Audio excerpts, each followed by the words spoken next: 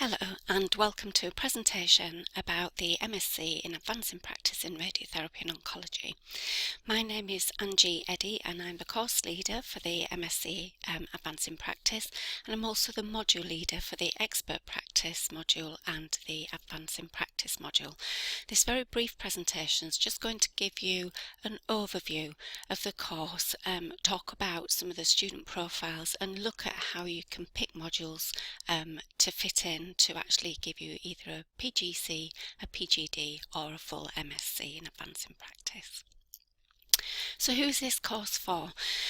This course is really designed for individuals who are working in either an extended or an advanced practice role, or somebody who is looking to move into that role.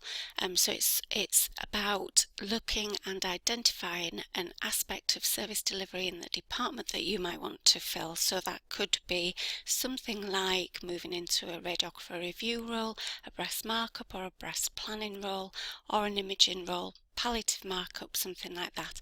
To actually be admitted onto this course and onto certainly the expert practice module, you need to be in a very specific role with an extended scope of practice.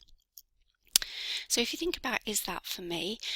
One of the things that if you apply for this course, we will go through an interview process with you. It's just a telephone interview, it's quite informal, but we do need to identify that you are in a suitable role and that you have managerial and clinical support for the role. So we will need some evidence from your manager, and that can just be a quick email or a letter of support. That's really important because what we do right at the start of the course is set up what we call a tripartite agreement. So that's between your manager, yourself and us as a university. And the things that we want to look at is clearly define what your scope of practice is.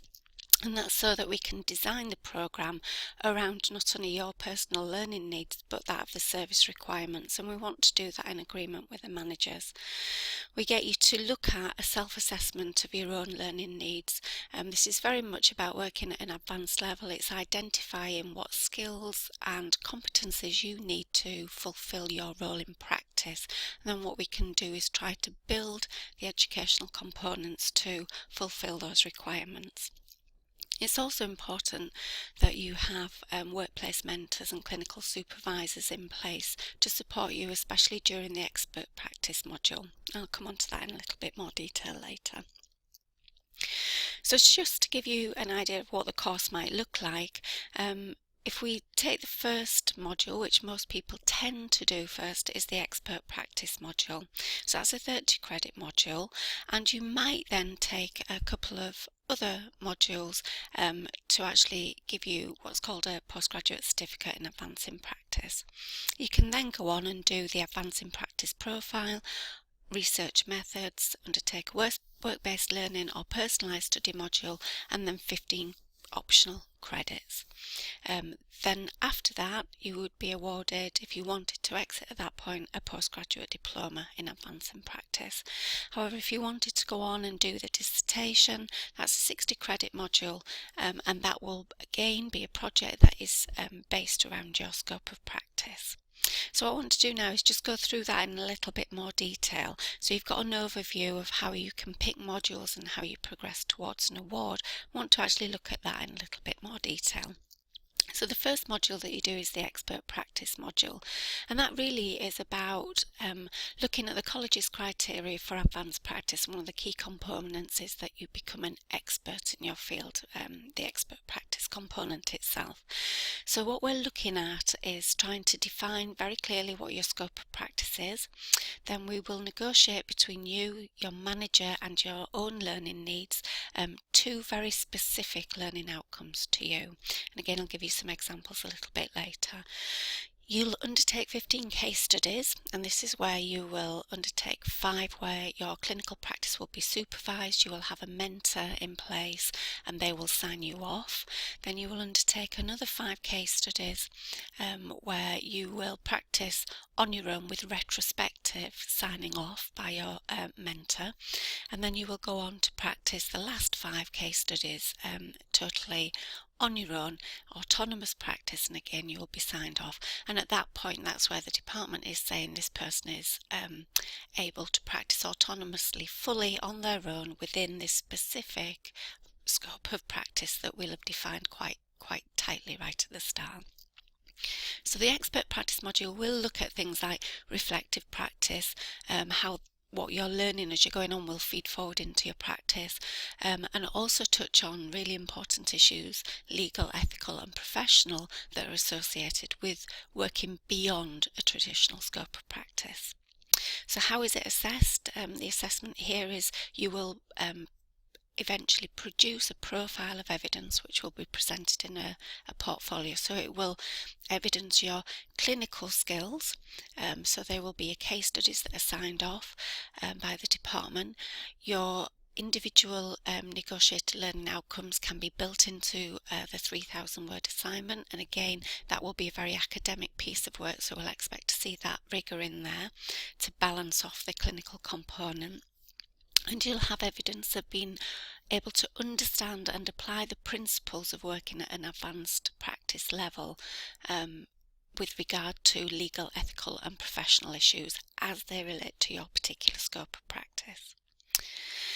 So the Advancing Practice module, which if you remember will be something that you would normally take in the PGD year, moves you on from that. So we've looked at the expert practice component, which obviously is a key requirement of providing evidence towards working at an advanced level, but now we want to try and look at some of the other criteria that the college say you need to provide evidence for if you want to be an advanced practitioner. So what we get you to do is start and look at things like team and professional leadership, practice and service development, education and training, and research and development. And again, what you're going to do is provide a profile of evidence, again in the electronic webfolio, so it'll synchronize and match to your expert practice profile, which you'll have already created, and you will look at where you are in terms of your practice within each of those 4 pillars identified by the college, and see where you match, or perhaps where you've got learning and development needs in there. So obviously we wouldn't expect you to be all singing and all dancing necessarily at this point, but we would expect you to touch on particular areas that perhaps you're doing well. So 50% of the marks for that piece of work will be awarded to one of the pillars that you will select that you feel you've got the most robust evidence in. The other pillars you might identify that you've got personal development plans in place to help you achieve those goals long term. So obviously once you've undertaken those modules, you have other modules that you will need to do to make sure that you can meet the requirements of the course and getting all of the credits. So over the whole of the MSc in Advancing Practice, you've got what we call 45 optional credits. Now that allows you to mix and match different modules within our postgraduate framework that will align with your scope of practice. So that's really important. What you will do is, once obviously you've done the expert practice module, you will identify specific modules from our programme that will help build a robust form of evidence for working in that particular scope of practice and in that particular role. So there is some element of you deciding in collaboration with the university, and obviously something that you would discuss with your manager, what other modules you would pick to support and evidence you working at an advanced practice level in your role. There are other core modules that you have to do, which are either a work-based learning or a personalised study module, research methods module, and obviously the final research project, the dissertation at the end. So you might want to think, well, what would a typical student profile look like? So for example, perhaps a radiographer who is reviewing patients for breast and prostate.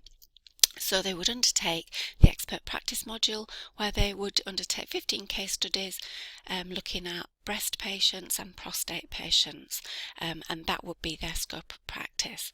The next 2 modules that they would want to maybe look at doing might be the prostate cancer module that we have and the breast cancer module. So there you can see for your PGC what you're evidencing in is not only your clinical competence but some theoretical underpinning in terms of undertaking two modules that will support your specific role.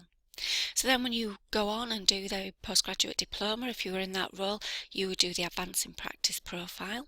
That's a core module. You'd have to do the research methods for practice, and you have to do one of the independent study modules.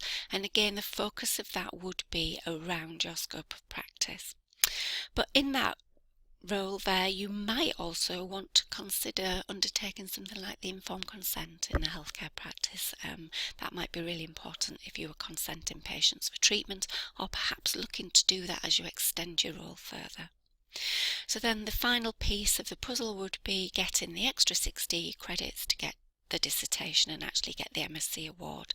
And here we would encourage you to do something like a service evaluation project, and an example here might be exploring the patient's experiences of you running a radiographer-led on-service treatment review. So that might be something that would be mutually agreed between the department, as in they would want you to do it, and again that might be part of good practice in terms of you evaluating the impact of your role in the clinical environment. So hopefully that's given you a quick overview of the course itself.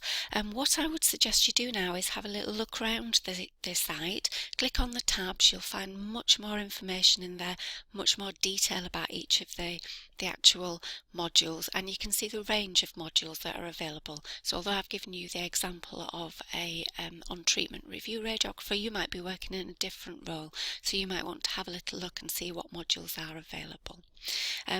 If you have any queries, please do post on the blog post, which you'll see on one of the tabs, or you can always email me directly at the email address below.